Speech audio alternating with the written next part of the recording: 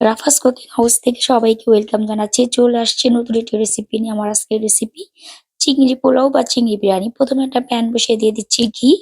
ঘিটা গরম হয়ে আসলে এখানে দিয়ে দিচ্ছি গোটা মসলা। তারপর দিয়ে দিচ্ছি পেঁয়াজ কুচি। পেঁয়াজটা ভাজা, ভাজা করে নিচ্ছি। তারপর দিয়ে দিচ্ছি পেঁয়াজ বাটা, আদা রসুনের পেস্ট দিয়ে মসলাটাকে ভাজা, ভাজা করে নিচ্ছি যাতে কাঁচা গন্ধটা চলে যায়। দিয়ে দিচ্ছি টমেটো কেচাপ, দিচ্ছি কাঁচা মরিচ। আর এখন দিয়ে দিচ্ছি বাদাম বাটা।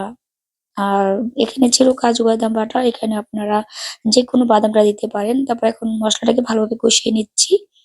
আর দিয়ে দিচ্ছি স্বাদ মতো লবণ, দিয়ে মসলাটাকে ভালোভাবে কষিয়ে নিচ্ছি।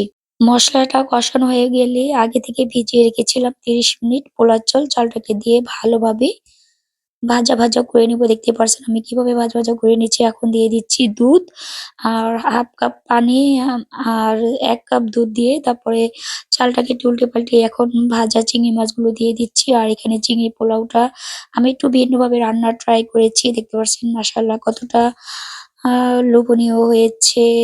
তো এখন পানিটা গায়ে, গায়ে লেগে এসেছে। এখন আমি এ পর্যায়ে দিয়ে দিব ঢেকে আরেকটু দমে দিয়ে এখন আমি একটু উল্টিয়ে পাল্টে দেখতে পাচ্ছেন মাশাআল্লাহ কতটা লোভনীয় লাগছে। এখন দিয়ে দিচ্ছি সিমি মটর আর দিয়ে দিচ্ছি কাঁচা মরিচ, দিব ঘি। ঘিটা আমি আবারও দিচ্ছি। ঘিয়ের ফ্লেভারটা জাস্ট অসাধারণ লাগে। আর আমি একটু খাবারের একটু ঘিটা বেশিই ব্যবহার করি। তারপরে সবকিছুকে ভালোভাবে উল্টিয়ে পাল্টিয়ে দিচ্ছি।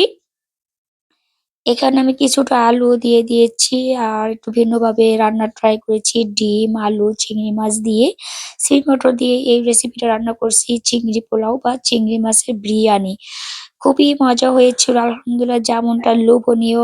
আর ছুটির দিনে এই ধরনের খাবারগুলো আসলে ভীষণ ভালো লাগে। খুবই মজা হয়েছিল। গরম, গরম খাবার খেতে কার না ভালো লাগে। আর কালারফুল হয়েছে, দেখতে পাচ্ছেন কতটা সুন্দর কালারফুল হয়েছে। সবাই ভালো থাকবেন।